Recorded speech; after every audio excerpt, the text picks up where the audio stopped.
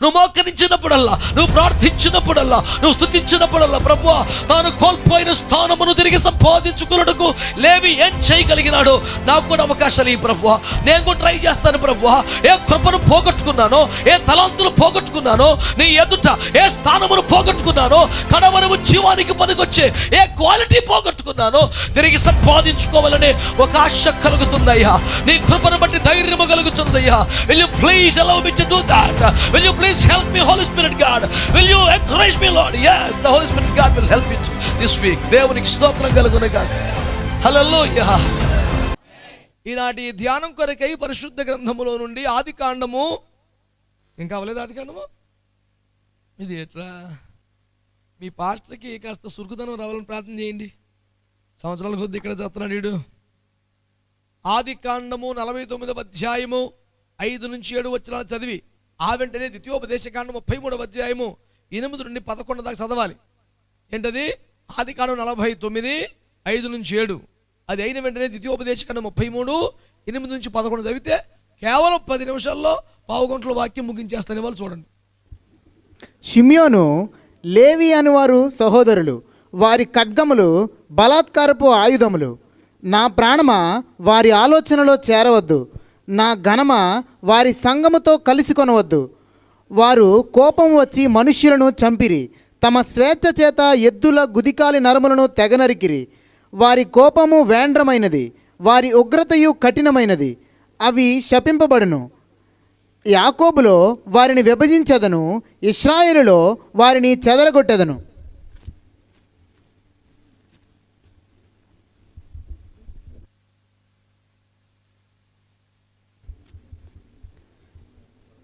లేవిని గూర్చి ఇట్లనెను, నీ తుమ్మీము నీ ఊరీము నీ భక్తునికి కలవు. మస్సాలో నీవు అతని పరిశోధించితివి, మెరీబా నీళ్ల యొద్ద అతనితో వివాదమాడితివి. అతడు నేను వారిని ఎరుగనని తన తండ్రిని గూర్చియు తన తల్లిని గూర్చియు అనెను. తన సహోదరులను లక్ష్య పెట్టలేదు, తన కుమారులను కుమారులని ఎంచలేదు. వారు నీ వాక్యమును బట్టి నీ నిబంధనను గైకొనిరి. వారు యాకోబునకు నీ విధులను, ఇశ్రాయేలునకు నీ ధర్మశాస్త్రమును నేర్పుదురు. నీ సన్నిధిని ధూపమును, నీ బలిపీఠము మీద సర్వాంగ బలిని అర్పించుదురు. ప్రేమ కలిగిన మా తండ్రి, మాతో మీరు మాట్లాడగలందులకై మీ శరణు వేడి మీకు అప్పగించుకుంటున్నాము. తమరే ప్రకటించువారిగా, గ్రహింపజేయువారిగా, ఒప్పింపజేయువారిగా మీ శైలిలో, మీ స్థాయిలో మీ కార్యాలు చేయమని యేసు పేరట ప్రార్థించి పొంది ఉన్నాము తండ్రి. ఒక శక్తివంతమైన స్తోత్రం చెప్పండి. హల్లెలూయా. ప్రభునందు మిక్కిలి ప్రియమైన దేవుని బిడ్డలారా, కడవరవు జీవమును గురించి దేవుడు మనతో 2 వారములుగా మాట్లాడుతూ వస్తున్నారు. In a way, God is preparing us for end time revival. కడవరవు జీవమునకు దేవుడు మనల్ని సిద్ధపరుస్తూ ఉన్న దినములివి. మీరు దేవుని నమ్ముతున్నారా? దేవుడు ఉన్నాడని నమ్ముతున్నారా? తన ఆత్మను పంపాడు నమ్ముతున్నారా? తిరిగి రాబోతున్నాడని నమ్ముతున్నారా? ఆయన రాక మునుపు ఒక పెను ఉజ్జీవము రాబోతుంది నమ్ముతున్నారా? ఆ ఉజ్జీవములో నీవు పాలు పొందాలని ఆశపడుతున్నావా? ఒకవేళ ఉజ్జీవానికి నీవే కారకుడవై ఉండాలని ఆశపడుతున్నావా? అట్లయితే ఆ ఉజ్జీవమునకు కారకులుగా ఉండవలసిన వారికి ఉండవలసిన లక్షణములను గురించి 2-3 వారములుగా మనము ధ్యానిస్తున్నాం. అయితే అద్భుతమైన కడవరి ఉజ్జీవమునకు పోల్చబడ్డ ఆశీర్వాదాల పరంపరలో రూబేను స్థానమును కోల్పోయాడు, షిమ్యోను స్థానమును కోల్పోయాడు, లేవి స్థానమును కోల్పోయాడు. గత వారం మనం అంతవరకు చెప్పుకున్నాం. వారు చెంచలుడై రూబేను స్థానమును కోల్పోయినాడని, షిమ్యోను లేవి కోపోద్రేకులై భావోద్రేకాలను, ఆవేశాలను అణుచుకోలేక, క్షమించలేక, సహించలేక కడవరి జీవములో పాలు పొందు సౌభాగ్యమును కోల్పోయినారని మనం విన్నాం. మనము సహజంగా చెడ్డవాళ్ళము కాకపోయినా జీవితములో మనకు జరిగిన అన్యాయాలను బట్టి, నష్టాలను బట్టి, దుఃఖాలను బట్టి భావోద్రేకాలను నియంత్రించుకోలేకపోతే, ఆవేశకావేశాలకు లోనైపోతే మన ఎడల అపరాధము చేసిన వారిని మనము క్షమించలేకపోతే కేవలం ఆ క్షమించలేని, సహించలేని, ఓర్చుకోలేని ఆ నైజాన్ని బట్టి కడవరి ఉజ్జీవములో ఛాన్సు కోల్పోయే ప్రమాదం ఉన్నది. అంత్యకాలపు ఆశీర్వాదాలు మిస్ అవుతాం అనే ఒక హెచ్చరిక పాఠం గత వారం నేర్చుకున్నాం. గత వారం ప్రభువు నేర్పిన పాఠాన్ని బట్టి ఒక స్తోత్రం చెప్పండి. బిడ్డలారా, ఇప్పుడు దాని కొనసాగింపు చూస్తున్నాం. రూబేను, షిమ్యోను, లేవి ఆ ఉజ్జీవపు అంత్యకాలపు ఆశీర్వాదములలో, ప్రవచనాత్మకమైన దీవెనలో వారి పేర్లు లేవు. కానీ ఆది కాండము 49లో యాకోబు మాట్లాడుతున్నప్పుడు అలా 3 పేర్లు డిలీట్ అయిపోయినాయి. ద్వితీయోపదేశ కాండం 33వ అధ్యాయములో మోషే ప్రార్థన చేస్తున్నప్పుడు సేమ్ పదాన్ని మోషే వాడతాడు. ఆమేనను సరే. ఏ పదం యాకోబు వాడాడు? నా కుమారులారా రండి, అంత్య దినములలో మీకేమి జరగబోతుందని మీకు చెప్తానన్నాడు. సేమ్ మోసెస్ కూడా అట్లాగే దేవుడికి నువ్వు చనిపోతావు నాన్న, ఇక్కడి నుంచి వచ్చేయాలి, నువ్వు నీ టైం అయిపోయిందని దేవుడు మోషేతో మాట్లాడినప్పుడు ఇశ్రాయేలు కుమారులారా రండి, అంత్య దినములలో మీకేం జరుగుద్దో చెప్తాను రండి అంటాడు. అంటే ఆనాడు యాకోబు ఏం చూశాడు?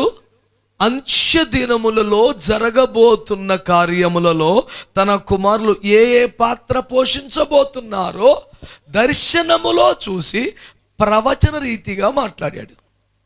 హలో, ఉన్నారా ఇక్కడ? మరి ఏంటి సౌండ్? అందరికి వందనాలమ్మా. నా ఫోన్ లేదు. ఉన్నారా లేదు అని ఇదొక బాధ. దేవునికి స్తోత్రం. హల్లెలూయా. మధ్యలో ఈ పురమాయింపు నేను ఎందుకు చేస్తున్నానంటే, ఒక ఆయన చెప్పారు, ప్రసంగం చేస్తుంటే ఒక ఆవిడ నిద్రపోతుంది, పక్కన ఆమెను పిలిచి ఆమెను లేపు, నిద్రపోతుంది శుభ్రంగా అన్నాడట. నువ్వు పడుకోబెట్టి నన్ను లేమంటున్నావా అందట.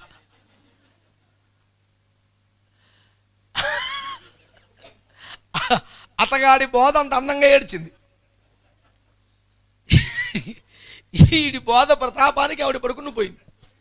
ఏమి లేపమంటే, నువ్వు శుభ్రంగా జోలపాట్లాంటి ప్రసంగం చేసామని పడుకోబెట్టి నన్ను లేపమంటావేంటి? నువ్వే లేపుకో అందట. ఇంక నేను ఎందుకు పడాలి ఆ మాటలో? నేను లేపుకుంటాను. దేవునికి స్తోత్రం చెప్పండి. హల్లెలూయా. మీరంత చిరునవ్వులు చిందిస్తున్నారంటే నా బోధ కూడా ఇట్టి అన్యాయమునకు మీరు బాధ్యులు. బిడ్డలారా, శ్రద్ధగా నా మాటలు వినండి. అంటే ఆ అప్పటి స్థితులను బట్టి, పరిస్థితులను బట్టి మాట్లాడలేదు. అప్పటి కాలమును బట్టి కాక దర్శనములో ప్రవచన నేత్రముతో భవిష్యత్తును చూచినప్పుడు అంత్య దినములలో వాళ్ళ స్థితి ఏంటో దేవుడు చూపెడితే అది చూసి చెప్పారు కదా. ఎండ్ టైంలో తమ కుమారుల పరిస్థితి ఏంటని చూస్తే రూబేను పేరు లేదు లిస్టులో, అసలు షిమ్యోను లేవి లేడు. బాధపడ్డాడు. ఇందుకేనా మీ కోపమేరా, మీరు నాశనం తెచ్చిపెట్టిందిరా, మీ పేర్లు లేకుండా పోయినదా అని బాధపడ్డాడు. ఇది జరిగిన తరువాత యాకోబుకి మోసెస్కి ఎంత గ్యాప్ ఉంది? 100 సంవత్సరాలు. యాకోబు చనిపోయిన తర్వాత కొన్ని 100 సంవత్సరాలు వీళ్ళు సుమారు 400 ఏళ్ళ దగ్గర ఐగుప్తులో ఉన్నాక, ఇక్కడ నుంచి బయటికి వెళ్ళిపోయిన తర్వాత వెళ్ళిపోతున్న క్రమములో వాడబడిన వ్యక్తి మోసెస్. అంటే నాట్ లెస్ దాన్ 400 years. మోషే పుట్టిందే యాకోబు చనిపోయిన చాలా కాలానికి కదా. సుమారు 350 సంవత్సరాలు గతించిన తర్వాత, ఎందుకంటే అప్పటికి సుమారు 80 సంవత్సరాలు అప్పుడు మినిస్ట్రీ స్టార్ట్ చేశాడు. 430 years, అందులో 80 తీసేయండి, 350 years మినిమం ఉంటుంది. ఎంత చీకొట్టినా రఫ్గా లెక్కేస్తేనే 350 ఏళ్ళు పైన ఆఫ్టర్ జేకబ్. మోషే వచ్చిన తర్వాత ఒక 80 years ఈ మినిస్ట్రీకి వచ్చినప్పటికి. ఇది మాట్లాడితే ఎప్పుడు 120 yearsలో. అంటే సుమారు ఒక 450, 480 సుమారు సంవత్సరాలకి 450 వేసుకో.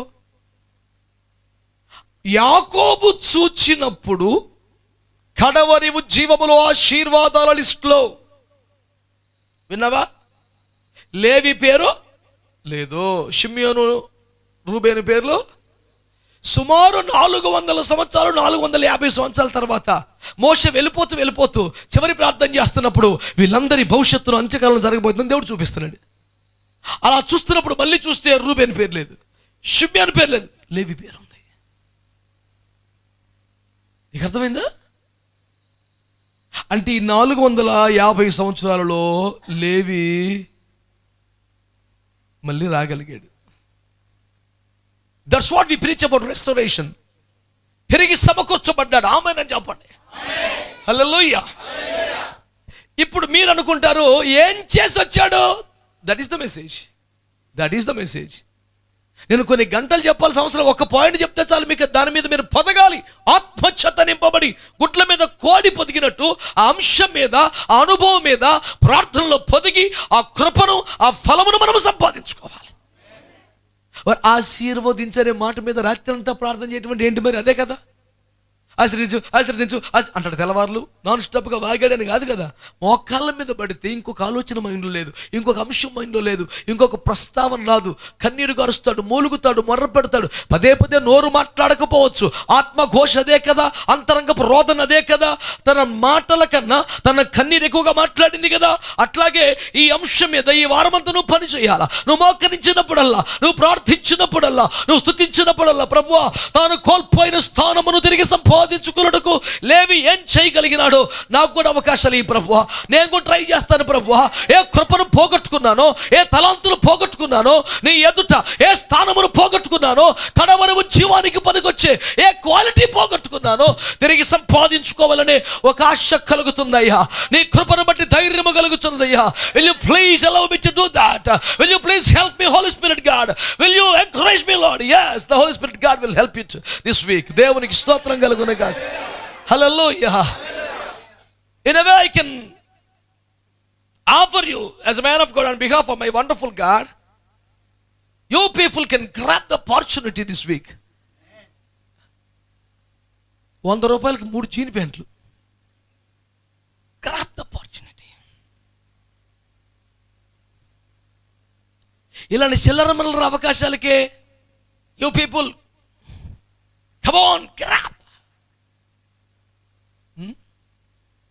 నేను అంటాను, దీనికి మించి కొన్ని తరాలకు సరిపడే అవకాశం నీ ముందుంది. ఇప్పుడు నువ్వేం చేస్తావు చెయ్యి.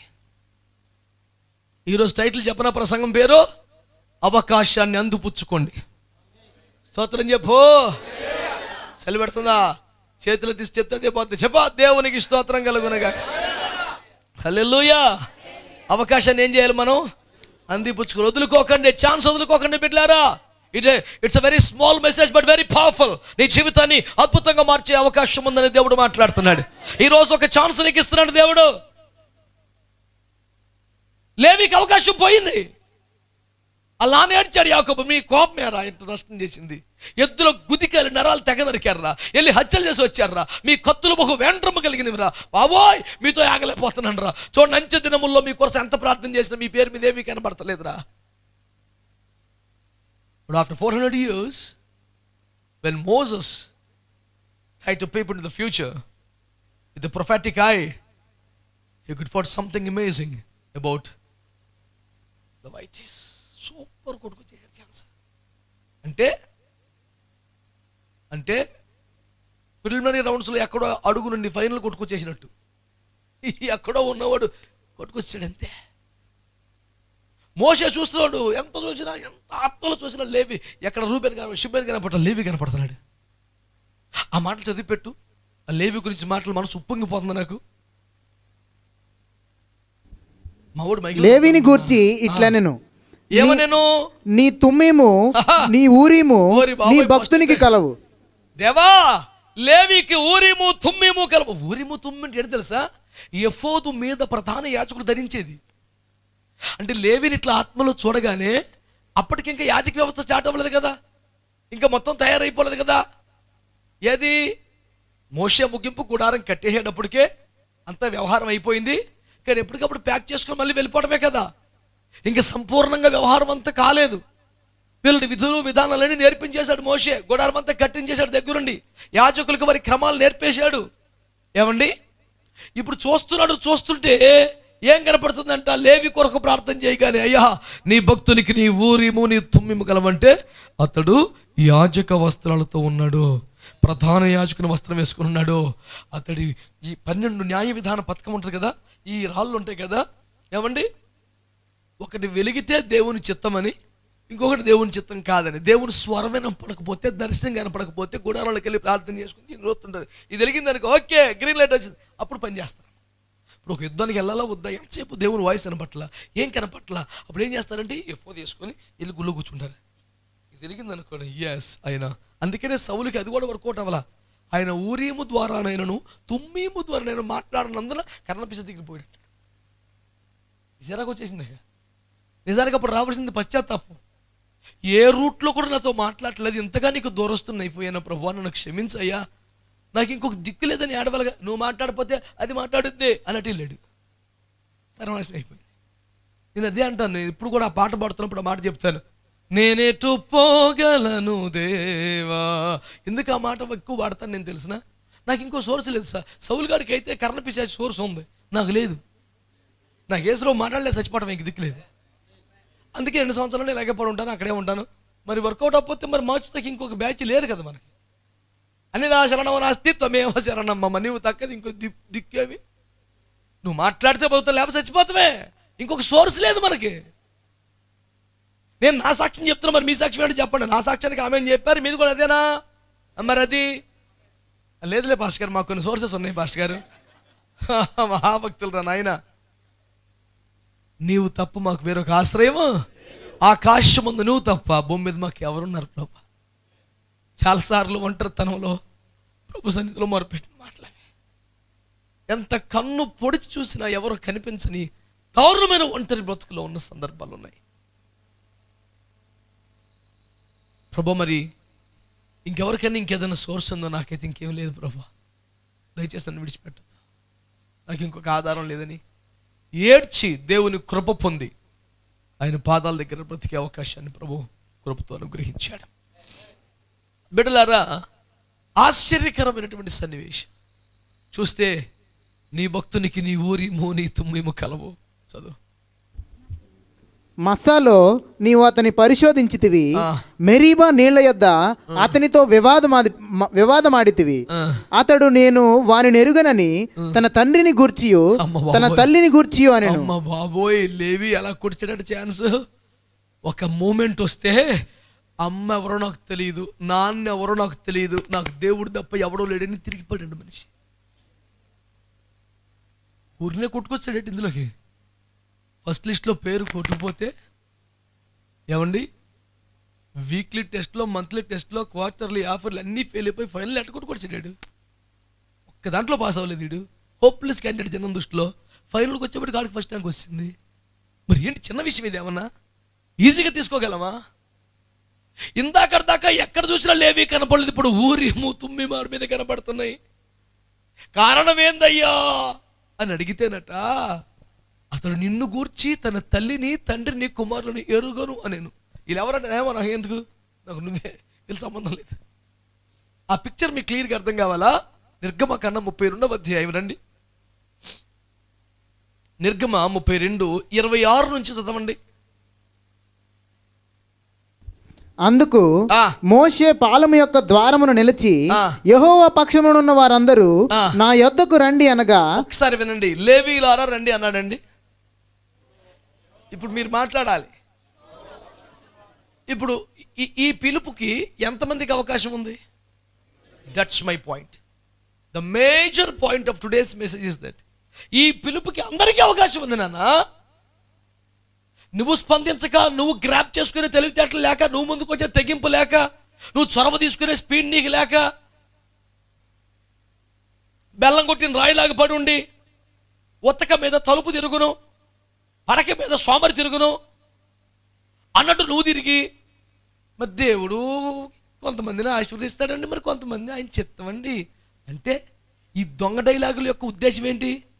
ఆయన న్యాయం చేయలేదు నాకని చెప్పడం. నీ అసమ్మతి స్వరం వినిపిస్తున్నావు, మర్యాద కాకపోతే క్రైస్తవ భాష ఏడ్చింది కదా నీకు. మరి దేవుని చిత్తమండి మనం ప్రశ్నించలేం కదండి. ప్రశ్నించే అధికారం ఉంటేనా అనే దుర్మార్గం ఉంది నీ లోపల. మరి ఆయన మరి వాడు మనం కొండండి, మనం అడుగుతామేంటండి? పాలు కొట్టేసి ఆయన చిత్తమండి, మరి మనం ఏమంటామండి? ఏం చేయలేక ఉంటున్నాం కానీ లేకపోతేనా అనే విప్లవ భావాలు ఉన్నాయి నీకు. నీ దగ్గర విధేయత లేదు, అప్పగించుకోవడం ఉండదు కాదు కదా, చేతగాక మరి ఏం చేయలేం, మరి ఏం చేస్తాం అని కదా. ఇట్టి సకల దుర్మార్గమును నశించునుగాక. హల్లెలూయా, హల్లెలూయా. నువ్వు దేవుని చిత్తానికి అప్పగించుకోవడం అవుతుంది, చేతగాక సహించడం అవుతుంది. అంతకని ఇప్పుడు కడుపు నొప్పి వస్తుంది, నా వల్ల కాదండి, ఏం చేస్తావు, కడుపు నొప్పి వచ్చా నేను కుదరదని ఏం చేస్తావు? When there is no other go accept accident అయిపోతుంది, చేయడాకేమి లేదు. ఏం చెప్పే సువార్త అది? విగ్రహారాధన చేసి భయంకర భ్రష్టత్వం సంభవించి దేవుని కోపం రగులుకొని మోషే రావటం ఆలస్యమయ్యేసరికి బంగారం తీసుకొచ్చి దూడం చేసి డ్యాన్స్ కట్టి పాపిష్టి పనులు చేస్తుంటే దేవుని కోపం రగులుకొని మోషే కోపం మండిపోయి ఇంత తీవ్రమైన ఉగ్రత దిగి వస్తున్న వేళ రే యెహోవా పక్షము ఉండేవాడు ఎవడ పక్కకి రండిరా అంటే ఇది అందరికీ సమాన అవకాశములు ఉన్న ఆఫరే కదండి. మరి ఇప్పుడు చదువు నాయన. లేవీయులందరూ అతని యొద్దకు కూడి వచ్చిరి. మిగతా 11 మంది ఎందుకు రాలేదు? అగో నా ప్రశ్నకి జవాబు చెప్పు. మీలో యెహోవా పక్షము గుండువారు రండిరా అన్నాడండి. ఇది 12 గోత్రాల వారికి సమాన అవకాశం ఉన్న ఆఫరే కదండి. మరి ఎవరైనా వచ్చారా అండి? పోనీ మిగతా 11 గోత్రాల వారికి యెహోవా అంటే ఇష్టం లేదా అండి? యెహోవా భక్తులు కాదా అండి? కాకపోతే బంధుమిత్రుల ప్రేమ కూడా ఉంటుంది కదా. మరి మీకు అర్థమైందా? దేవుడు వద్దని కాదు, బంధాలను వదులుకోలేక అంటే వీళ్ళు గట్టిగా పట్టుకొని ఇప్పుడు నువ్వు కూడా కావాలి. బంధుమిత్రులపై భారము కలిగి ఉన్నట్టు వేరు ప్రార్థనలో, ఆత్మలో బంధుమిత్రుల్ని వీడి రాలేనంత బంధము కలిగి ఉండటం వేరు. అర్థం కానంటే ఎవరు నటించేది? దేవునికి స్తోత్రం. ఇది ఎక్కడ లేని లోతే దేవుడి మనసులో మాట కూడా అర్థమైపోతుంది ఒక్కోసారి ఇడికి, లేకపోతే పైన చెప్పింది మనకి అర్థం. ఎంత మోసం అండి ఇది. చాలామంది చాలా అమాయకంగా ఏందో మేము ఎరుగుదాము, మీరంతా మేధో సమాజమే. ఇప్పుడు మీ పిల్లలు చదువుకునే చదువుల్లో అందరిలో సగం చదువుకోలేదు నేను, మీరు ఎందుకు అమాయకులు అవుతారు? అందరికీ విషయం తేటగా అర్థమైంది దేవునికి స్తోత్రం అన్న సంగతి నాకు కూడా అర్థమైనప్పుడు ఇంకేంటి మరి. అంచేత మీరు గమనించాలి బిడ్డలారా ఈ మాట. అందరూ ఇప్పుడు యెహోవా పక్షం ఉన్న వాళ్ళందరూ పక్కకి రండి అంటే ఏం చెప్తాడు? ఏ రిస్కులో పడతామో దాదాపు మ్యాటర్ అర్థమైపోతుంది. ఈ విగ్రహార్థం మీద మనోడికి బీపీ పెరిగిపోయింది, ఇప్పుడు చంపేస్తాడో చేస్తాడండి, ఈ రిస్క్లో మనం ఎందుకు పడాలి? సైలెంట్గా ఉన్నాడు, మాట్లాడతలా దొంగడు తేలుకుంటున్నట్టు. లేవీలు మాత్రం సర్రమనొచ్చి పక్కొచ్చారు. కంటిన్యూ చేయబ్బాయి. అతడు వారిని చూచి మీలో ప్రతి వాడును తన కత్తిని తన నడుమున కట్టుకొని పాలెము ద్వారము నుండి ద్వారమునకు వెళ్ళుచు ప్రతివాడు తన సహోదరుని, ప్రతివాడు తన చెనికానిని, ప్రతివాడు తన పొరుగువానిని చంపవలనని ఇశ్రాయేలు దేవుడైన యెహోవా సెలవిచ్చుచున్నాడు. మీ కత్తి పట్టుకొని మీ శత్రువులను వధించమంటేనే సౌలు బాబుకి ఫ్యాన్ అప్పలేదు. అర్థమైందా? అమాలేకులను కనికరించకపోతే నిర్మూలము చేయము అని చెబితే అలాగే ప్రభు అని వెళ్ళి మేలు అయిన మంచి మంచి అన్ని పక్కనెట్టి ఏమండి నా తీసు అట్టి అని చంపేసి వచ్చాడు.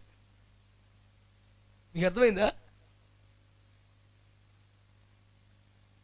శత్రువును చంపమంటేనే పనికొచ్చేది ఉంటుందా అని వెతికే పాపిష్టి కన్నున్నప్పుడు పాలెములో ప్రతి గుమ్మము నుండి ప్రతి ద్వారమునకు వెళ్ళొచ్చు.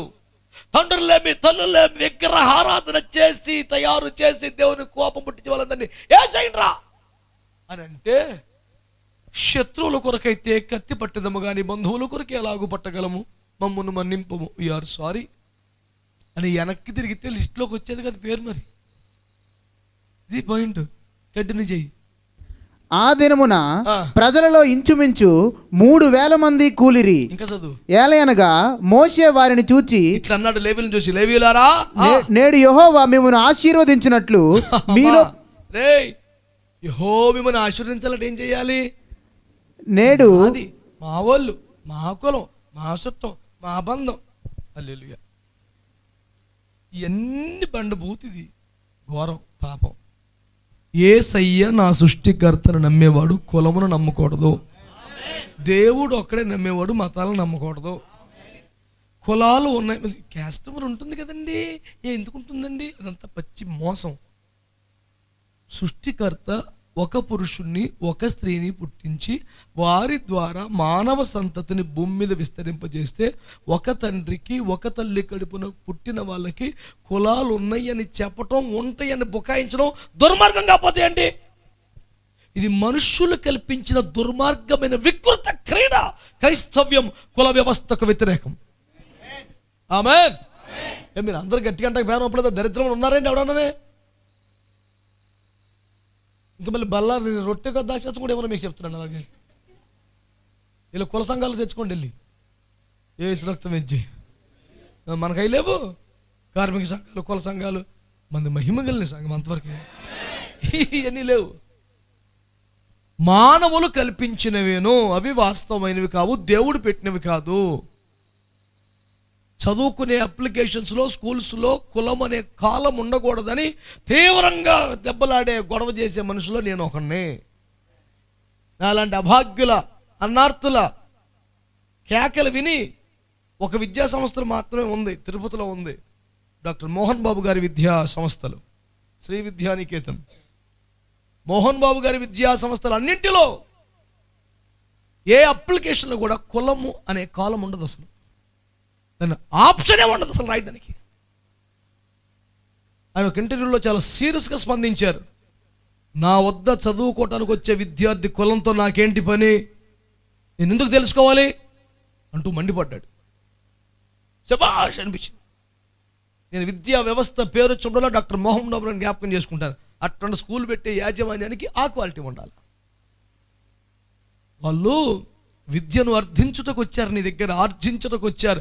వాళ్ళ రకరకాల విషయాలతో నీకేంటి పని? పైపెచ్చదొక అబద్ధమా, అదొక మోసమా, దానిపైన ఎంక్వైరీయా, దాన్ని బట్టి ట్రీట్మెంటా, సకల దుర్మార్గములు నశించునుగాక. తప్పది, మనం ఒప్పుకోకూడదు. ఆమేన్. విషయానికి వస్తే బిడ్డలారా, వాక్యాన్ని పరిశీలన చేయండి. ఏమంటున్నాడు లేవీతో? మీలో ప్రతివాడు తన సహోదరుల మీదనే కానీ, తల్లిదండ్రుల మీదనే కానీ, అన్నదమ్ముల మీదనే కానీ పడి మిమ్మును మీరు ప్రతిష్ఠించుకొనుడి. How to dedicate yourself. ప్రార్థనలో ప్రభువా అలాంటి ఒక ప్రతిష్ఠ మాకు దయచేయి ప్రభువా, ఆ ప్రతిష్టలో పెంచు ప్రభువా. ఆ పదం బాగుందని వాడిట్వే. మీరు ఎలా ఉన్నారు భగీరథ, మేమంతా క్షమం భగీరథ, అక్కడంతా బాగుందని ఉత్తరం భగీరథ, అన్ని భగీరథే. కిలోమీటర్ రాసిండు ఉత్తరం. ఈ ముసలి ఉత్తరం చదువుకొని ఒరే అంతా బాగుంది కానీ ప్రతి పదానికి మధ్యలో భగీరథ ఏంటంటే ఏమి లేదు, బాగుందని రాశాను అన్నాడు. ఏమన్నా తెలివి ఉందా? పదం బాగుందని వాడేటివే. ఏటో ప్రతిష్ట దయచి. ఏటో ప్రతిష్ట? వాక్యం చెప్తుంది చూడండి. ఏంటి ప్రతిష్ట? దేవుడు తప్ప ఇంకేది నా ముఖ్యం కాదు. దేవునికి అడ్డం వస్తే ఏ సంబంధాన్ని, అనుబంధాన్ని నేను తెంపుకుంటాను. ఆత్మ సంబంధమైన విలువల కోసం, ఆత్మీయ అనుబంధాల కోసం, ఆత్మతో అనుసంధానం అవటం కోసం అడ్డుపడుతున్నా, వ్యతిరేకిస్తున్నా, దైవిక విలువలకు విభిన్నంగా ప్రవర్తిస్తున్నా, సైతాను ఆలోచనలతో ప్రభావితమైపోయినా, దేవునికి రోషము కల్పించుచున్న తుచ్చమైన, దేవుణ్ణి బాధపెట్టే ప్రతి సంబంధమును, ప్రతి బాంధవ్యమును ఆత్మీయ అనుబంధముల కోసం తెంచుకొనగలుగుటయే ప్రతిష్ఠించుకొనుట. అర్థమైందా? మీలో ప్రతి సహోదరు మీద కానీ, సహోదరి మీద కానీ, తల్లిదండ్రుల మీద కానీ పడి మిమ్మల్ని మీరు యెహోవాకు ప్రతిష్ఠించుకొనుడి. That's how one can dedicate to the almighty God. దేవునికి ఒకడు ప్రతిష్ఠించుకునే తీరది. దేవుని కోసం, ఆయన లెక్కలో చేర్చబట్టం కోసం, యెహోవా పక్షంగా నిలబట్టం కోసం కత్తులు తీసుకొని దేవునికి వ్యతిరేకంగా చేస్తున్న వాళ్ళు తమ స్వంత అన్నదమ్ములు, అక్కచెల్లెలైనా. అందుకనే ఇందాక ద్వితీయోపదేశకాన్ని ఒప్పుకుంటారు, తండ్రులనియు తల్లులనియు కుమారులనియు చూడలేదు. సత్యం మాట్లాడాలి అంతే. ఇలా చేయడం తప్పు కదండి అంటే తప్పుగానండి. మరి ఆ టైంలో నువ్వు మళ్ళీ సపోర్ట్ చేయకు. నువ్వు తప్పు అయితే తప్పనే అను. అనుబంధాల కోసం ఆత్మబంధాలు పాడు చేసుకోకు. భౌతిక, ఆర్థిక, సామాజిక ప్రయోజనాల కోసం పరిశుద్ధాత్మతో అనుసంధానమయ్యే ఛాన్సులు పోగొట్టుకోకు. పిచ్చి పిచ్చి లెక్కలు వేయద్దు. నువ్వు లోకల్గా క్యాల్కులేషన్స్ చేయకు. ఆత్మ సంబంధమైన విలువలతో రాజీ పడద్దు. ఇప్పుడు ఇలాగ తీవ్రంగా దేవుని పక్షంగా ఉండేవాడిని, నేను దేవునికి ప్రతిష్ఠితుడిని అని ప్రూవ్ చేసుకునే ఛాన్స్ లేవీకి మాత్రమే వచ్చిందంటారా? మాట్లాడాలి. లేవీకి మాత్రం వచ్చిందా? అందరికీ సమానంగా వచ్చినాయి అవకాశాలు. మీలో యెహోవా పక్షంగా ఉండేవాడు ఎవడో అనేసరికి పరుగున వచ్చారు లేవీలు. అనుబంధాలు ఆప్యాయతలను మించి ఆత్మబంధం ముఖ్యమని రోషము పోని తప్పును సరిచేసి యెహోవా పక్షంగా నిలబడితే, సర్లే మళ్ళీ ఫైనల్ లిస్టులో మిమ్మల్ని పెట్టుకుంటాను అంటేనే గొప్ప. కానీ ఏం చేశాడు తెలుసా? ఆల్రెడీ ఫైనల్ లిస్టులో ఉన్న వాళ్ళకు కూడా మీరే యాజకత్వం చేయండి అన్నాడు. ఏంటి సార్ ఈ ఆశీర్వాదం? వెంటనే దేవుడు అడిగితే, మొదలుకొని తరతరములలో లేవీయులే యెహోవాకు యాజకులుగా ఉండవలెను. ఈ కారణాన్ని బట్టే. అంటే మళ్ళీ వీళ్ళని ఫైనల్ టీంలో పెట్టుకోవడమే గొప్ప అనుకుంటే వీళ్ళకి కెప్టెన్సీ ఇచ్చేసాడు అన్నమాట. ఇది చిన్న విషయం కాదు సార్ ఇది. అంటే దేవుని కొరకు రోషం కలిగిన బిడ్డగా నువ్వు బతికితే, ఏమండి, రక్త సంబంధాల కన్నా, ఆర్థిక ప్రయోజనాల కన్నా, సామాజిక బంధాల ప్రయోజనాల కన్నా ఆత్మ సంబంధాలు, ఆత్మీయ విలువలే ముఖ్యమని కనిపిస్తే, అందుకోసం నిన్ను నీవు దేవునికి చెందిన వ్యక్తివిగా, దేవునికి సంబంధించిన వాడిగా, యెహోవాకు ప్రతిష్ఠితుడిగా మార్చుకోవడానికి నువ్వు ఎంత నష్టానికైనా, ఎంత త్యాగానికైనా వెనుకాడక ముందుకు రాగలిగిన రోషం అంటూ నీకుంటే, నిన్ను మళ్ళీ చేర్చుకున్నట్టు కాదు, నిన్నే తలగా చేయుట కూడా దేవుడు ఇష్టపడతాడు. ఆమేన్, ఆమేన్. లేవీ చేసింది అదే. వెంటనే టీంలోకి వచ్చేసాడు. టీంలోకి రావడం కాదు, క్యాప్టెన్సీ వచ్చేసింది.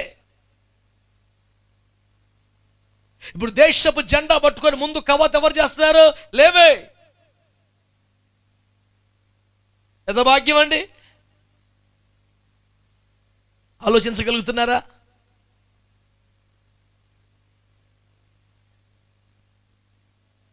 మీ కొరకు నేను మోసుకొచ్చిన సందేశం ఇదే.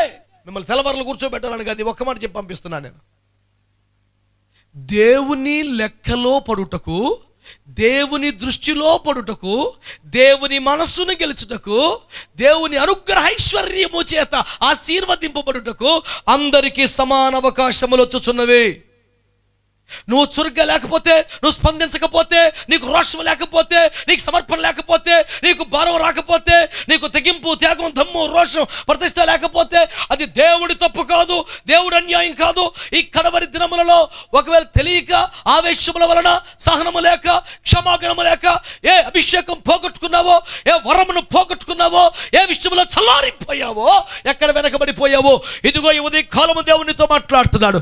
కోల్పోయిన ప్రతిష్ట, కోల్పోయిన అభిషేకం, కోల్పోయిన వరాలు, కోల్పోయినటువంటి స్థానం తిరిగి సంపాదించుకోవడానికి దేవుడు నీ కొరకు ఎర్ర తివాచి పరిచి ఉంచిన ఈ ఘడియలో నువ్వు అనుబంధాలంటూ, ప్రేమలంటూ, అక్రమ సంబంధాలంటూ, అక్రమార్జన అంటూ, భౌతిక ప్రయోజనం అంటూ, కులం అంటూ, మతం అంటూ, నాదంటి మాదంటూ అటు ఇటు పరిగెడితే మరొక అవకాశం నీకు రాకపోవచ్చు. ఈ ఛాన్స్ పోకముందే, కడవరవ జీవుని కళ్ళ ముందు ఆవిష్కారం రాకముందే నువ్వు ప్రతిష్ఠ చేసుకోగలగాలి, నువ్వు సమర్పణలోకి రాగలగాలి. ఆర్థిక ప్రయోజనమా, ఆత్మీయ ప్రయోజనమా, అనుబంధాలా, ఆత్మబంధమా, అభిషేకమా, అనురాగమా తేల్చుకోవాలి నువ్వు.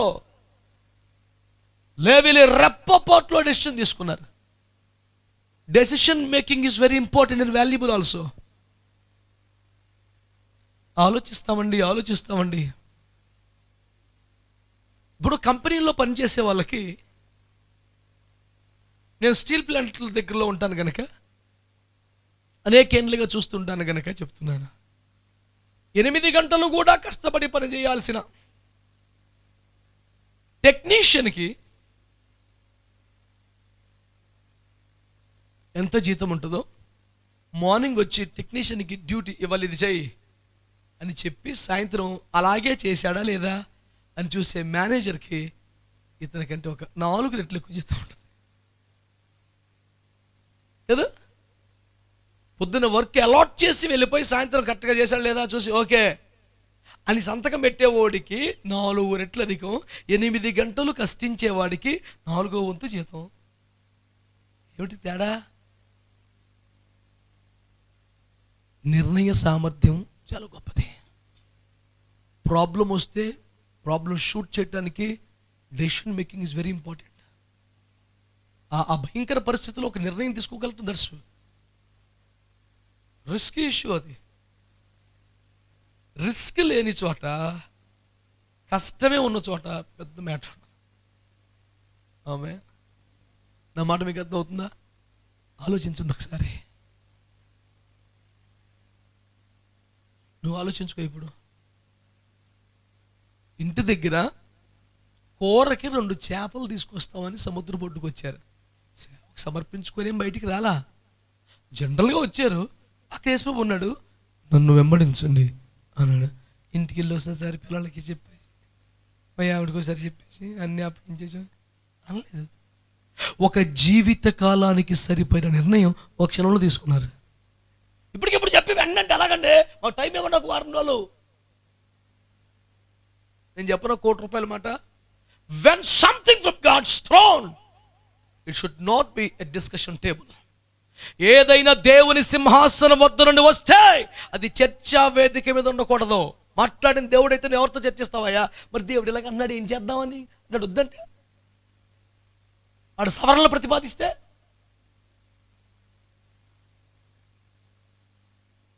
ఎలా సాధ్యం ఇది?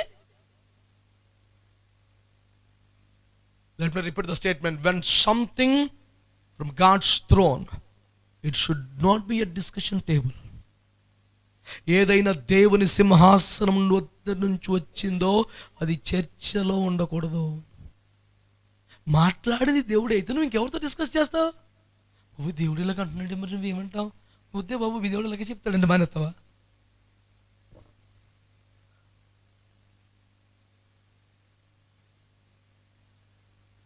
దగ్గర దారి అని ఫిలిస్తీ దేశం నుండి కాక చుట్టూ దారికి ఎర్ర సముద్రం గుండా వెళ్ళండి. మోషే బయలుదేరాడు అంతే. గోత్రకర్తలారా, పెద్దలారా, ప్రభు ఇలా అన్నాడు, ఏం చేద్దాం? వాళ్ళు ఏమంటారు, ఊరుకోరు బాబు, చాలా దూరం, అది ఇటు దగ్గర, మొత్తం అందరూ చచ్చిపోతాకే ఐగుప్తుల చేతిలో. కానీ యేసులోపు చెప్పిన దారి కొంచెం దూరంగా ఉన్నా ఐగుప్తులు తమ్మడానికి పనికి వస్తుంది. అది మన దగ్గర దారి మనం సత్తాక ఉపయోగపడుతుంది. చెప్పిన మాట వినాలి కదండి, దేవునికి స్తోత్రం. కానీ ఎక్కువ చర్చించుకో, దేవునికి స్తోత్రం చెప్పు. చర్చిస్తే ఎందుకు చర్చించాలి? దేవుని చిత్తముని ఎలాగూ నెరవేర్చాలో కాస్త అనుభవనీయులు చిత్తములో ఉన్న వాళ్ళు నీకు సులువు చెప్పుటకు చర్చ కావాలి తప్ప దేవుని చిత్తముని ఎలా అవాయిడ్ చేయాలో.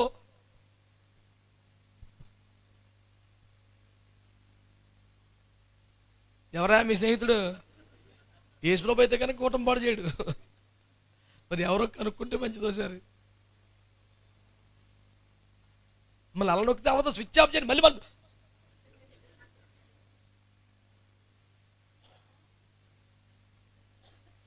హల్లెలూయా.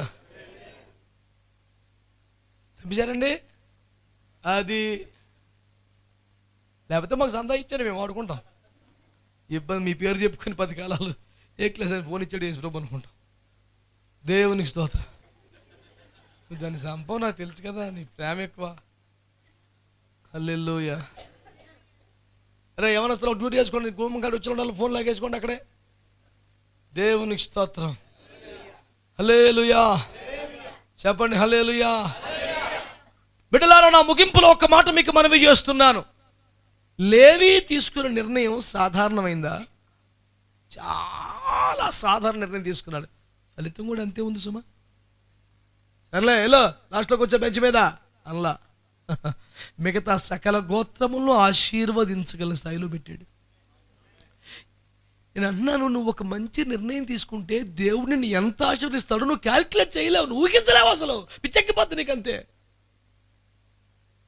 అందుకనే భక్తుడు రాశాడు, ఇవి జరుగునని మేము అనుకుని భీకర కార్యములు యెహోవా జరిగించెను. మరి ఇంత చేస్తాడు అనుకోలేదండి బాబు. అందరి ఎక్స్పీరియన్స్ అదే అవుతుంది రేపు పొద్దున. దేవునికి స్తోత్రం కలుగునగా. హల్లెలూయా హల్లెలూయా.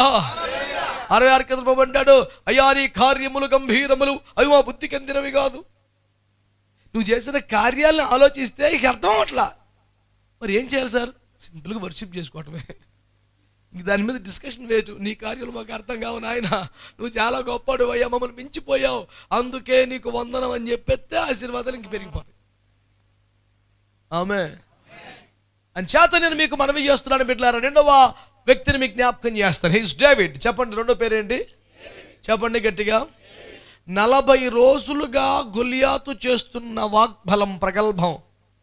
నా ప్రశ్న వినండి, దావీదుకు మాత్రమే వినబడిందా? మాట్లాడరే మరి. సౌలు గారు ప్రకటన, వాడిని చంపినోడికి బిడ్డనిచ్చి పెళ్లి చేస్తా, రాజ్యంలో తునవ పనమ ఇస్తా. ఇది దావీదుకు ఒక్కడికే వినబడిందా? మరి దావీదుకు స్పెషల్గా ఫేవర్ చేసి అతనికి స్పెషల్గా ఛాన్సులు ఇచ్చినట్టు ఎట్ట మాట్లాడతామండి? అది అందరికీ సమానంగా ఉన్న అవకాశం కదా. రాయ్, మీలో యెహోవా పక్షం ఉండేవాడు ఎవడరా అన్న మాట 11 గోత్రాలకి వినబడిన లేవి ఒకడే స్పందించాడు. మరి లేవికి అంత స్థానం ఎందుకంటే స్పందించేవాడు ఆడే కదా.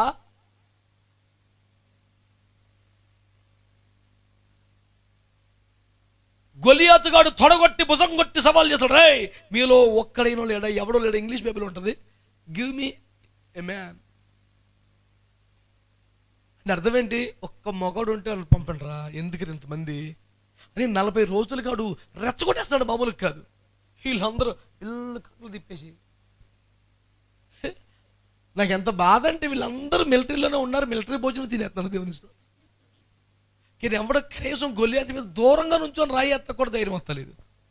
కానీ ఏంటి ఎక్కువ మాట్లాడుతున్నావు, మా దేవుడు చాలా సర్వశక్తిమంతుడు, నాకు కొంచెం భయం వేస్తుంది. కానీ ఆయన అంతా కూడా ఎవరికి ధైర్యం లేదు కదండి. గొలియాతును చూచినప్పుడు సౌలును ఇశ్రాయేలును బహుభీతులయ్యి. ముందు ఇడే భయపడిపోయాడు పెద్దోడు. ఎవరో అందరికంటే భుజములు మొదలుకొని ఎత్తుగా ఉంటాడే, ఆడే ఫస్ట్ భయపడిపోయాడు. ఎవడు బయట అట్లా కనీసం ఈ భయం వేసినోడు కిటికీ తలుపులు తెలిసి, ఎవరే ఎవరైనా చంపితే మా అమ్మాయి నుంచి పెళ్లి చేస్తాను, యువరాజు అయిపోతావు రే చూసుకున్నప్పుడైనా పోనీ. ఎవడైనా అందరూ ఫుల్ టైం మినిస్టర్, ఎవడేం చేస్తలేదు. సైన్యులు ఉన్నారు, దావీదుని అన్నయ్యలు పాపం మిలిటరీలో ఉన్నారా, యుద్ధంలో ఉన్నారు. నీకేం తెలుసు గొడ్లు కాసుకునేవి? వాళ్ళు సైన్యులు ఉన్నారు అక్కడ. వెళ్ళు కర్రీ నువ్వు తింటాం కాదు, అన్నయ్యలకు పెట్టు. అది వచ్చాడు అలిచిపోయి గొడ్లు కాదు ఎలా అని పంపించాడు. అక్కడ అన్నయ్యలందరూ కూర్చొని గొలియాతు భజన చేస్తున్నారు. ఆహా వచ్చుంది వీని చూచితరే, వాడి కండలు వాడి ఎత్తు, అబ్బాబ్బాబ్బా అన్నయ్య ఉండే గొలియాతుగాడు. అన్నయ్య ఏంట్రా నాన్నగారు మీరు యుద్ధంలో అలిసిపోతున్నారని అన్నం పంపాడు. అన్నయ్య నిజమేరా అత్తే తినేసారు, ఈడు తెచ్చింది కూడా. యుద్ధంలో అలిసిపోయా, గొలియాతు గడ్డ భజనలో అలిసిపోయా, సిగ్గులేని బ్యాచ్ అని. సైన్యులు ఎందుకురా మీరు అలాంటప్పుడు? మీ ఇంటికి వాళ్ళు ఏమనుకుంటున్నారు, తెగ చేసేస్తున్నాం అనుకుంటున్నారు. ఇలా అక్కడ ఏం చేస్తున్నారు, ఆకేసుకొని 3 పూట్ల తిని. గొలియాతు కూడా సూపరు. మేము వాడి ముందు నిలబట్టుకెను తగిన వారం. ఈ ఏడుపు యేసుప్రభు దగ్గర ఏడవాళ్ళు, వాడి దగ్గర కాదు. సిగ్గు లేకపోతే సరే. దావీదు వచ్చి అన్నాడు, అన్నయ్య ఆయన చంపేస్తే ఎంత ఇస్తారా అన్నాడు. ఇప్పుడు వీడికి అంతకన్నా కాస్ట్లీగా మారుతాం రాదు కదా అంటే హే ఏం మాట్లాడుతున్నావు, గోమి కూడా పెద్దోడు, నీ బుద్ధి నాకు తెలుసు, వెళ్ళిపో ఇక్కడి నుంచి. వీడు తప్పించుకుని కూడా దగ్గర, అన్నయ్య ఆయన చంపితే ఎంత? రాజుగారికి అల్లుడు అవుతా. అవునా, ఈ గొడ్లు కాసుకుంటూ వింటారా పెద్దగానే. నన్ను రాజుగారి దగ్గర తీసుకెళ్ళి, రాజా ఈ ఫిలిస్తీయుల నిమిత్తం ఎవరి మనసు ఒకరుగా నిమిత్తం లేదు, నేను వాడిని చంపి. ఒరి బాలక, నీవు బాలుడు, వాడు బాల్యం నుండి యుద్ధాభ్యాసము చేసిన వాడు. వాని ఈటె నేత కానీ ధోని అంత పెద్దది, 20 కిలోల పైన ఉన్న హెల్మెట్ అది, రాగి శిరస్సురా, వాడి బాణాలు మొత్తం 2 రకాల మనుషులు ఉన్నారా, నువ్వేంట్రా అంటే నేనని చంపేస్తాను. ఎలా? నేను అరణ్యంలో నా తండ్రి మందను కాయిచుండగా. మందలో ఉన్నవాడికి ఏదో ఎక్స్పీరియన్స్ ఉంటుంది, ఈ రోడ్ల మీద దిగుడికి ఏముంటుంది? స్తోత్రం చెప్పండి. సంఘంలో ఉంటే, సహవాసంలో ఉంటే, ఆరాధనలో అభిషేకం ఎలా ఉంటుందో, ప్రార్థనలో శక్తి ఎలాగ ఉంటుందో, ఉపదేశంలో నీకు ఏదైనా తెలుస్తుంది. నువ్వు రోడ్ల మీద అడివి నీకేం తెలుస్తుంది? నేను నా తండ్రి మందను కాయిచుండగా. We have experiences. మాకు ఉన్నాయండి, చిన్నప్పుడు సంఘంలో ఉన్నాం, పరిచయంలో ఉన్నాం, మేము చూసాం కార్యాలు. నీకేం తెలుసు? రాజుగారికి సౌండ్ తగ్గింది, ఏంటో కొంచెం గట్టిగా మాడుతున్నావు అంటే, సార్ తమర మీద కాదు సార్, ఆడు రెచ్చిపోతున్నాడు. ఈ ఫిలిస్తీను నిమిత్తం ఎవరి మనసుకురంగా నిమిత్తం అనేది విన్నామకు అవకాశం ఇస్తే, నేను తండ్రి మందను కాయిచ్చినప్పుడు సింహం ఎలుకబడ్డానికి చీల్చేసాను, ఈడు పెద్ద మేటరంగా చేసేస్తా. ఒక దెబ్బకి చెప్పేసాడండి. ఇప్పుడు చెప్పండి, దావీదుకి మాత్రమే స్పెషల్గా అందరినీ తొక్కేసి రాజకీయాలు చేసి మిగతావన్నీ సెలెక్ట్ చేయకుండా ఈయన ఒక్కనే పంపించారా? అందరికీ అవకాశములు ఉంటే ఇతనికన్నా సీనియర్ లేదు గో మీద బొట్టి వెనక్కి తోసేస్తుంటే కూడా క్వాలిఫై అయ్యాడు, చంపుకొచ్చాడు. ఆమేన్. బిడ్డలారా, లోకములో మనకెవరు వడ్డించిన విస్తరలాగా తెరిచిన అవకాశాలు ఎవరో నిలబడదాం, రోషపడదాం, కష్టపడదాం, యేసు నామములో సాధిద్దాం. అంతే అంతే సార్, ఏం రాజీ లేదు ఇందులో.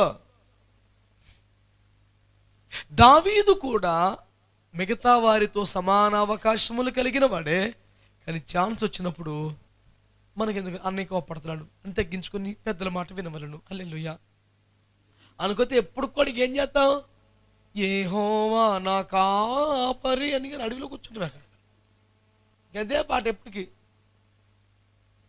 ఇక్కడికి వచ్చాడు కాబట్టి హల్లెలూయా ఆమేన్. 40 సంవత్సరాల దేశాన్ని పరిపాలించాడు. ఫిలిస్తీన్ల వెనులో వణుకు పుచ్చాడు. యెబూసీలలో ఈ రబ్బా పట్టణం మొట్టలు వేసి మొత్తం కొట్టుకొచ్చేసాడు. సియోను సంపాదించాడు, చర్చి కట్టి రక్తం. ఛాన్స్ వచ్చినప్పుడు మనం రావాలి సార్. మరి నాకు చాలా వాక్యం చెప్తున్నంతసేపు అలాగే ఉందండి.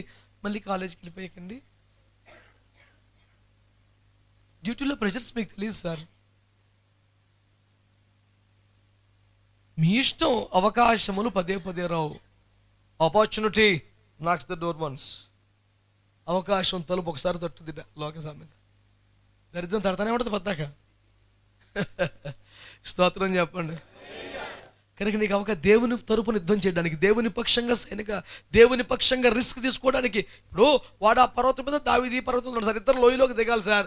ఎదురు బదులు లోయలో కొట్టుకోవాలి సార్. సర్రగా ఆడు దిగుతున్నాడు, ఇటు దిగుతున్నాడు. ఈ మూమెంట్లో దావీదు వేసిన రాయి మిస్ అయితే ఆడు మాత్రం మిస్ అవ్వడు. వాడు యుద్ధమంతు ప్రవీణుడు, ప్రొఫెషనల్. ఆడు పోతే పోతాను, బతుకున్నాక మాత్రం వాడిని వదలం. ఈ మాత్రం క్వాలిటీ ఉన్నాడు కింగ్ అవుతాడు. మరి లేకపోతే ఎప్పుడు కూడా ఎన్ని తల్లొచ్చినా నీకు అదే పాట చెట్టు వద్దు.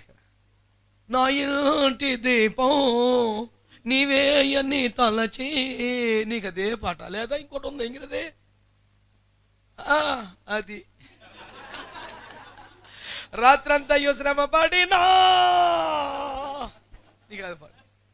విజయ గీతము నీకు ఆ పాట ఎక్కడ వస్తుంది? మరి నువ్వు రిస్క్ తీసుకునే దమ్ము లేదు, నిర్ణయం తీసుకెళ్ళావు.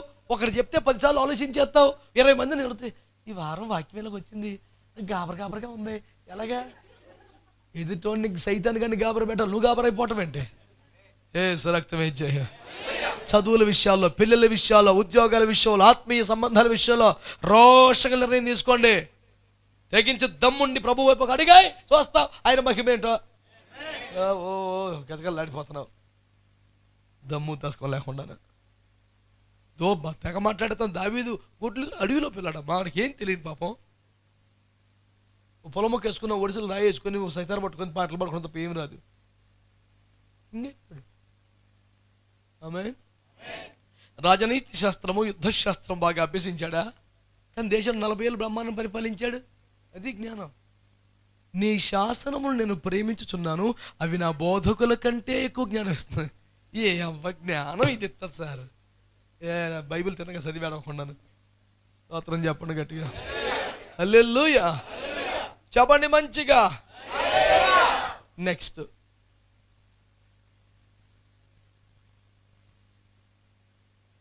ఇశ్రాయేలీలు సాగిపోతున్న దశలో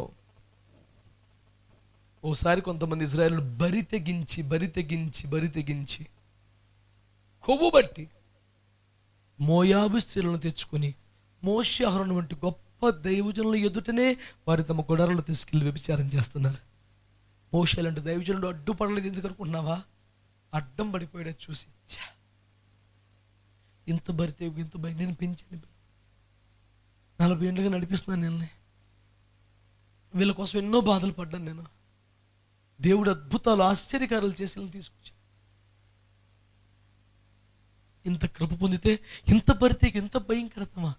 నిశ్చేష్టులై కిన్నులై ఏం చేయాలి అర్థం కాక మెంటలో చేసి అలా ఉండిపోతుంటే మోషే దుఃఖాన్ని చూడలేక దేవుని రోషాన్ని అర్థం చేసుకొని ఫినెహాసును ఒకడు పొద్దునైన ఈటినప్పుడు పట్టుకొని తమ ఎదుటే ఒక మోయాబు స్త్రీని తీసుకొని సిగ్గు ఎగ్గు లేకుండా, అసలు కడుపులో భయం లేకుండా తన గుడారానికి వ్యభిచారం చేస్తున్న ఒకరిని ఫాలో అయ్యి వాళ్ళిద్దరు మంచం మీద ఉండగా ఇటుతో ఒక్క పోటు పొడిస్తే వాడిలోంచి ఆమె లోపల నుంచి నెలలోకి వచ్చి నాటిందంటే ఇటే దెబ్బకి దేవుని తెగులు ఆగిపోయింది, దేవుని కోపం ఆగిపోయింది, ఇజ్రాయేల్ సమాజం అంతా దీవించబడింది. అక్కడ రాస్తాడు 25వ అధ్యాయం సంఖ్యాకాండంలో, నేను ఓర్వలేకపోయిన దానిని తానును ఓర్వలేకపోవట చేత ఫినెహాసు పరిష్కారం చేశాడు. చప్పట్లు కొట్టి స్తోత్రం చెప్పండి గట్టిగా. This is the quality of a Christian. ఆమేన్. ఇది క్రైస్తవుడి క్వాలిటీ అండి. నేను ఓర్వలేకపోయిన దానిని తాను ఓర్వలేకపోవట చేత ఫినెహాసు సమస్య పరిష్కారం చేశాడు. ఎవరు చెప్పలా? నువ్వు ఎవరన్నా కడుపు రగిలిపోయింది అంతే. ఏంట్రా ఈ పాపం, ఏంట్రా భయం లేకుండా? మీకు దేవుడు భయం లేదా? దైవజనుడు భయం లేదా? దేవుడు కాపాడి నడిపించిన కృతజ్ఞత లేదా? ఇలాంటి పాపిష్టి పనులు చేస్తాకరా మన్నా తిని బతికావు నువ్వు? వీటి కోసంరా నువ్వు చచ్చిపోకుండా పరిశుద్ధమైన జలము తాగి బతికావు? నీకు ఎంత బరి తెగింపురా నీకు? తాను ఓర్వలేకపోయిన దాన్ని ఇతను ఓర్వలేదంట. మీరు అర్థంగా ఆలోచించండి. దేవునికి రోషం వచ్చే ప్రతి పాయింట్లో మీకు రోషం వస్తుందా? అర్థంగా ఆలోచించండి. చాలాసార్లు సోకే మరి ఆ టైంలో మరి ఎవరన్నా అలాగే చేస్తారు. నువ్వు మనుష్యుని కోణమే కలిగి ఉంటున్నావు, మనుష్య రీతిగా ఆలోచిస్తున్నావు. సిలువ విషయంలో యేసు ప్రవచించినప్పుడు పేతురు ఊరుకో ఏంటా మాటలో, నీకు ఆ మరణం దూరం అవునుగాక అన్నాడు. అప్పుడు యేసయ్య ఏమన్నారు? సాతానా, డైరెక్ట్గా Satan get back to me. Satan అని డైరెక్ట్గా తీసాడు. సాతాన్లుగా మాట్లాడతాం ఏంటని కూడా అనలేదు. హై సైతాను పైనకమా. అంత పెద్ద మాట ఎందుకన్నాడంటే నువ్వు మనుష్య రీతిగా ఆలోచించుతున్నావు అంతే. అతను ఏం పాపం చేయలేదు సార్. ఒక సగటు మనుషుడిగా ఆలోచిస్తేనే అంత తీవ్రమైన శిక్ష పడిపోతుంటే, సగటు మనుషుల్లాగా ప్రవర్తించేస్తే మేము మనుషులం కాదా, మాకు శరీరాలు లేవా, మేము ఉప్పు కారం తినడం లేదా, మాకు ఆవేశం రాదా, కోపం రాదా, కోరిక ఉండదా, ఇలాంటి చెత్త అంతా వాగితే నీకెందుకు ఇవ్వాలి జీవకిరీటం, నీకెందుకు ఇవ్వాలి మహిమ సింహాసనం, నీకెందుకు ఇవ్వాలి పరమార్థిక ఆధిక్యత? నువ్వు మనుషులే ప్రవర్తించావు కదా. మనము సగటు మనుషుల వలె కాక క్రీస్తు వలె ప్రవర్తించవలసిన వాళ్ళమై ఉన్నాం. ఎఫెసీ పత్రిక 5:1 ఏం చెప్తున్నాడు వాక్యం? కాగా మీరు ప్రియులైన పిల్లల వలె దేవుని పోలి నడుచుకొనుడి. ఫిలిప్పీ పత్రిక 2:5 కాగా క్రీస్తు యేసు కలిగిన ఈ మనస్సును మీరును కలిగియుండుడి. ఆమేన్. మత్తయి సువార్త 5:48 మీ పరలోకపు తండ్రి పరిపూర్ణుడు గనుక మీరును పరిపూర్ణులుగా ఉండవలెను. 1 పేతురు 1:16 మిమ్మల్ని పిలిచిన వారు పరిశుద్ధులు కనుక మీరును పరిశుద్ధులై ఉండవలెను. ఆమేన్. ఎన్ని మాటలు చెప్తున్నాయి మనకి. గలతీ 4:19 క్రీస్తు స్వరూపం మీద ఏర్పరచబడే వరకు మీ విషయమై నాకు మరలా ప్రసవ వేదనే కలుగుతున్నది. ఆమేన్. ఆదికాండం 1వ పేజీలోనే 26వ వచనంలో దేవుని పోలిక, దేవుని స్వరూపం మీలో చూడాలని దేవుడు ఆశపడ్డాడు. మీరు అంతరంగమును వాక్యమందున మనము దేవుని వంటి వారమై ఉండాలని దేవుడు కోరుకున్నాడు. దేవునికి సంతోషం కలిగించే విషయాలే మనకు సంతోషం కలిగించాలి. దేవుని కోపం కలిగించే విషయాలు మనకు కోపం కలిగించాలి. సార్ నీ personal life, day to day life check చేసుకో. కొన్ని విషయాల్లో నువ్వు ఫోన్లే అనుకుంటున్నావా, కొన్ని విని నవ్వుతున్నావా, కొన్ని చూసి ఎంజాయ్ చేస్తున్నావా? నీ దేవుడితో అలా చేయడుగా, మరి నీకెందుకు? తాను ఓర్వలేకపోయిన దానిని తాను కూడా ఓర్వలేడు కనుకనే అతను నేను ఆశీర్దిస్తున్నాను. అందరికి ఉంది ఛాన్స్ కానీ ఫినెహాస్ చేశాడు. అందరికి సమాన అవకాశం ఉంది కానీ దావీదు చేశాడు. ఆమేన్, ఆమేన్, ఆమేన్.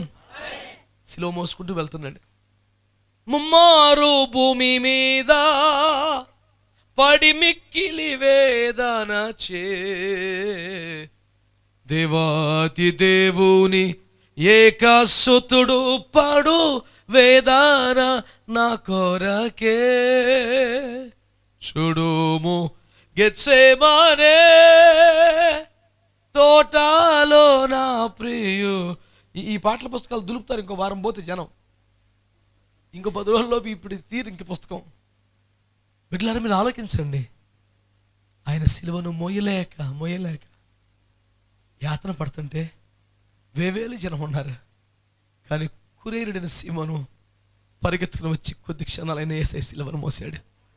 నేను ఎప్పుడు చెప్తానో అక్కడ నా బైబిల్లో రాసుకున్నాను, రౌండ్ చేసి ఆ పేరు దగ్గర కురేరుడైన సీమోను దగ్గర ఇట్లా సున్నా చుట్టి రియల్ హీరో అని రాసుకున్నాను. నేను ఎవరిసారి పెద్ద పెద్ద ఓ రోజు వెనకాల తిరిగి అద్భుతాలు పొందిన చేపలు పెట్టిన చేపలు తినేసాడు ఒక్క లేడు అక్కడ. ఎక్కడ ఉన్నాడో సడన్గా వచ్చాడు, ప్రభు ఇంత భారం వస్తున్నాడు. నేను కూడా కొంచెం లోక పాపమంతా యేసు మోస్తుంటే యేసు భారాన్ని ఈడు మోయటమా, అసలు ఎంత కాస్ట్లీ భావన అండి అది. పిచ్చెక్కిపోద్ది నాకు. ఈ అవకాశం కిరుడైన సింహానికి ఎందుకు వచ్చింది? అందరికీ ఉంది సమానంగా. నేను అన్నాను, నీ కళ్ళ ముందు చాలాసార్లు దేవుని కొరకు స్పందించే అవకాశాలు, దేవుని పనిచేసే అవకాశాలు, దేవుని కోసం ఖర్చు పెట్టే అవకాశాలు, దేవుని రోషాన్ని మేదేసుకునే అవకాశాలు నీ కళ్ళ ముందు చాలాసార్లు నీకు వస్తున్నాయి. కానీ నాకెందుకులే, నా దాకా వస్తే చూద్దాం, పని కట్టుకున్న పేరు పెట్టి చెబితే అప్పుడు చేద్దాం అంటూ నువ్వు ఇనిషియేటివ్ తీసుకోవట్లా, ముందుకు రావట్లా. దానివల్లనే అకస్మాత్తుగా, అద్భుతంగా, అత్యున్నతంగా ఆశీర్వదింపబడే అవకాశాలు నువ్వు కోల్పోతున్నావు. అవకాశాలు పదే పదే రా, నీ ముందు కనబడుతున్న అవకాశాన్ని చేపట్టు. అవకాశాలు అందిపుచ్చుకోమని నేను మాట్లాడుతున్నాను ఈ పూట. యేసు ప్రభు తన నిర్గమనం గురించి మాట్లాడుతున్నారు, అందరు బాధపడుతున్నారు. కానీ ఒక స్త్రీ, ఆమె పేరు మీకు తెలుసు, మిగ్గులో విలువగల నత్తర బుట్టును తీసుకొచ్చి దాన్ని యేసయ్య మీద పోసి, యేసయ్య అంటాడు, నా భూస్థాపన నిమిత్తము ఈమె నన్ను అభిషేకించింది. సర్వలోకములో సువార్త ప్రకటింపబడిన ప్రతి చోట ఈమె చర్యయు ప్రకటించబడుతుంది. ఎంత గొప్ప మాట! అపోస్తలులే డిస్టర్బ్ చెబితే ఈమె జోలికి రాకుడి. 100% ఆమె సైడ్ తీసుకున్నాడు యేసయ్య. ఎలా ఏం మాట్లాడుతున్నావు? అపోస్తలుల పక్కన పెట్టాడు. ఈ అవకాశం అందరికీ ఉండిందిగా. ఆయన శరీరాన్ని అభిషేకించే ఛాన్స్ వస్తే ఎవడైనా వాడుకున్నాడా? నేను అన్నాను, కొంతమందికి సపరేట్గా రాత్రులు కనబడి ఇచ్చిన ఛాన్సులు, దర్శనంలో పిలిచినవి ఉన్నాయి. కానీ కొన్ని అవకాశాలు అందరికీ సమానంగా ఉంటే కొందరే తీసుకుని సద్వినియోగం చేసుకుని ఆశీర్వించబడ్డారు. చెబితే చూద్దాం, బ్రదర్ మీరు చేయండి బ్రదర్ అంటే చూద్దాం. అయ్యగారు మనం పిలిచి ఏం చెప్పలేదు కదా, అప్పుడు చూద్దాం. అట్లాగే మీ జీవితాలు సాధారణంగా ఉండి సాధారణంగా చచ్చిపోతారు. ఏం పెద్ద ఆశీర్వాదం ఉండదు. కానీ దావీదు జీవితం సాధారణంగా స్టార్ట్ అయింది, అత్యున్నతంగా దీవించబడింది. ప్రారంభంలో గొడ్లు కాసుకునేవాడు, చివరిలో ఒక రాజు. ఈనాటికి యేసు ప్రభుకే తండ్రి. బాబు ఎవరు మీరు? నేను దావీదు కుమారుణ్ణి. ఈ సింహాసనం దావీదు సింహాసనం. ఏం పట్టణం? దావీదు పట్టణం. ఓ రోబు ఏంటిది? ఎన్ని తరాలకైనా తరగని ఆశీర్వాదాలు వస్తాయి మనకి, తీర్మానం చేసుకోగలిగితే. రోషపడి ముందుకొచ్చి నువ్వు అవకాశాన్ని గ్రాప్ చేసుకునే దమ్ము నీకుంటే. మన దాకా వస్తే చూద్దాంలే, అయ్యగారు చెప్తే చూద్దాంలే. కొంతమందికి ఇంత వాక్యం చెప్పినానండి, ప్రార్థన చేస్తున్నానని. ఎందుకు బిడ్డండి? దేవుడు మాట్లాడాలని. మరి ఇప్పుడు మాట్లాడింది ఎవడరా? సైతానా. మరి ఇప్పుడు మాట్లాడితే మళ్ళీ సపరేట్గా నేను ఫోన్ నెంబర్కి SMS రావాలంట పరలోకం నుంచి, హాయ్ బిడ్డ చర్చలో చెప్పింది నీకోసమే అని. ఇలాంటి తప్పుడు మాటలు మాడితే పిచ్చుకోమ్మ వచ్చేస్తుంది. Don't you believe that the word of God is God himself.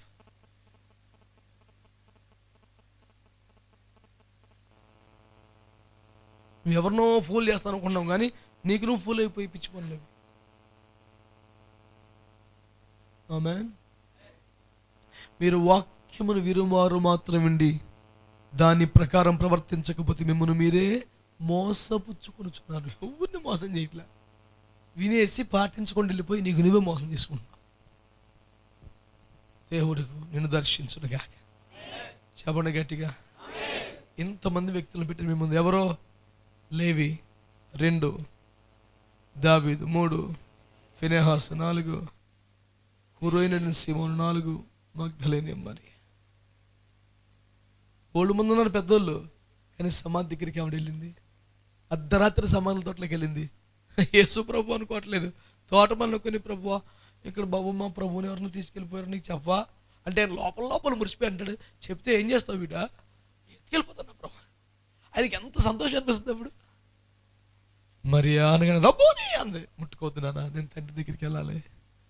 ఇంకా చాలా ఎక్సైట్మెంట్, చాలు నా యేసయ్య నేను చూశాను. ఊరికే పేతురు అని నీకు చెప్తేనమ్మరా బాబు వచ్చేసాడు యేసు ప్రభు. అపోస్తలుల కల్లా ముందు ఆమెకి ఇచ్చాడు దర్శన భాగ్యం అండి, పునరుద్ధాన భాగ్యం.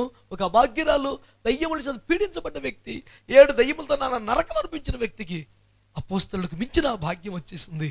దేవుడు ఎవరిని అన్యాయం చేయడు, ఎవరికి ప్రయారిటీ లిస్ట్ పెట్టుకోడు. ఫేవరిజమ్స్ ఏమి ఉండవు. ఎవరు నిర్ణయాలు మంచిగా తీసుకుంటే, ఎవరు దేవుని వాక్యానికి స్పీడ్గా స్పందిస్తే, ఎవడు మొదటి దిగితే ఆడికే స్వస్థత. ఇందులో నీవెవరు, ఏం పేరు, ఐడి కార్డు ఏముండదు. దేవునితో మాట్లాడుతున్నాడా? అవకాశాలు అందిపుచ్చుకునే తీర్మానం చేసుకోగలవా? నీ ముందు పరిచయం చేసే అవకాశాలు ఉన్నాయి, నీ ముందు సువార్త చెప్పే అవకాశాలు ఉన్నాయి, నీ ముందు దైవజనులను సన్మానించే అవకాశాలు ఉన్నాయి, నీ ముందు దేవుని రాజ్యాన్ని కట్టే అవకాశాలు ఉన్నాయి, దేవుని పనుల్లో పాలి భాగస్థుడవే అవకాశాలు ఉన్నాయి, అన్ని జనులకు సువార్త చెప్పే అవకాశాలు ఉన్నాయి, దేవుని కొరకు అవసరమైన శ్రమపడే అవకాశాలు ఉన్నాయి, సిలువను ఎత్తుకునే ఛాన్సులు ఉన్నాయి, సమాధుల తోటలకు వెళ్ళాల్సిన అవకాశాలు ఉన్నాయి. ఏం చేస్తావు? ఇలాంటి ఒక అవకాశం వస్తే బాగుండు అనుకుని 400 సంవత్సరాలుగా లేవి గోత్రం ఎదురు చూసింది. ఛాన్స్ రాగానే వాడుకున్నారు. ఎప్పటికి ఉండిపోయి దీవెన వచ్చేసింది. కనిపెట్టండి, సిద్ధపడండి. దేవుని కొరకు, కడవరి ఉద్యమం కొరకు, దేవుని నామ మహిమ కొరకు, దేవుని రాజ్యం కొరకు, దేవుని సంఘం కోసం ఏ అవకాశం వచ్చినా వదిలిపెట్టకండి. అవకాశాలు అందిపుచ్చుకోండి. ఎన్ని తరాలకైనా ఆశీర్వదించబడండి. దేవుడు మిమ్మల్ని దీవించును గాక. ప్రార్థన చేసుకుందాం.